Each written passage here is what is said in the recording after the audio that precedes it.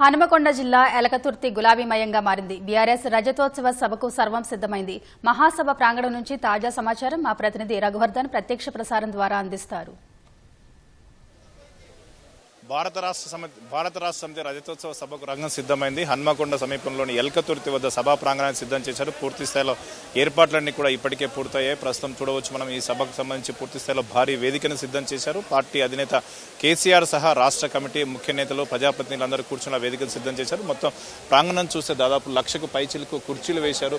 ఇక్కడ చూడవచ్చు మనం ఇప్పటికే కొద్దిమంది రాష్ట్ర వ్యాప్తంగా ఉన్న కొన్ని ప్రాంతాల నుంచి ఇప్పటికే వచ్చి వేదిక ముందు కూర్చున్న పరిస్థితి కనిపిస్తుంది. వారి కుర్చీలో కనిపిస్తుంది. రాష్ట్ర నలుమూలల నుంచి ఇప్పటికే కూడా చాలా ప్రాంతాల నుంచి ప్రజలు బీఆర్ఎస్ నేతలు కార్యకర్తలు ఎల్కతుర్తి వైపు పయనమయ్యే చూశాం. పార్టీ కార్యనిర్వాహక అధ్యక్షుడు కేటీఆర్ కూడా పార్టీ ఆవిర్భావ దినోత్సవం సందర్భంగా పార్టీ ప్రధాన కార్యాలయంలో పార్టీ జెండా ఎగరవేసి అనంతరం వరంగల్ నేతలతో కలిసి బయలుదేరారు.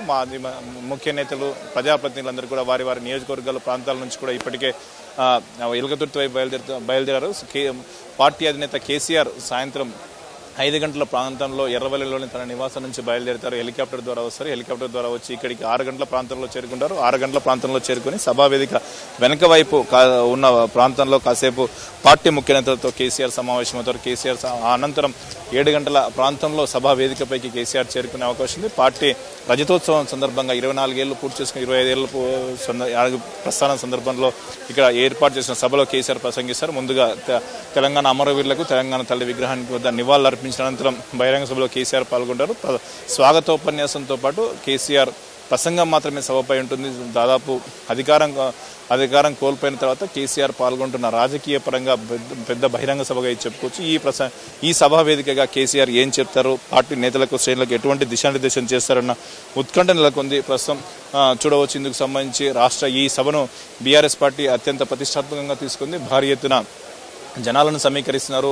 ఆర్టీసీ బస్సులనే 3,000 ఆర్టీసీ బస్సులను ఉపయోగిస్తారు. వీటితో పాటు ప్రైవేటు బస్సులు, వాహనాలు, ఇతర వాహనాలన్నీ కూడా దాదాపుగా 30,000 పైచిలకు వాహనాల్లో ఇక్కడికి బీఆర్ఎస్ నేతలు కార్యకర్తలు కావచ్చు, ప్రజలు కావచ్చు భారీ ఎత్తున తరలిరాన్నారు. వారందరి కోసం సరిపడా ఏర్పాట్లు కూడా చేశారు. ఎండను దృష్టిలో పెట్టుకుని అవసరమైన ఏర్పాట్లు చేశారు. మంచినీళ్ళ సదుపాయంతో పాటు మజ్జిగ వసతి వీటన్నిటి కూడా ఏర్పాటు చేశారు. ఇక పార్కింగ్ సంబంధించి కూడా ఎటువంటి సమస్యలు లేకుండా ముందుగానే జాగ్రత్తలు తీసుకున్నారు. పూర్తి స్థాయిలో ఎల్కతుర్తి సభకు సంబంధించిన ఏర్పాట్లన్నీ దాదాపుగానే పూర్తయ్యాయని చెప్పుకోవచ్చు. ఇప్పుడు జనం కూడా రాక ప్రారంభమైంది. సాయంత్రం 5 గంటల ప్రాంతంలో 5 గంటల కంటే ముందుగా సాంస్కృతిక కార్యక్రమాలతో ఈ రజతోత్సవ సభ ప్రారంభం కానుంది.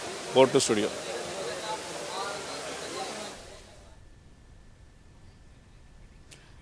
ధన్యవాదాలు రఘువర్ధన్.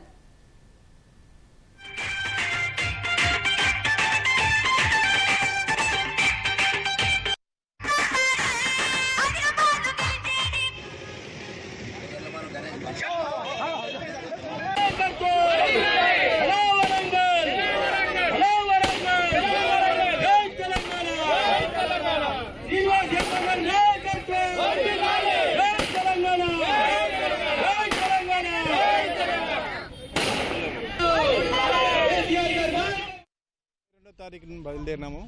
మాది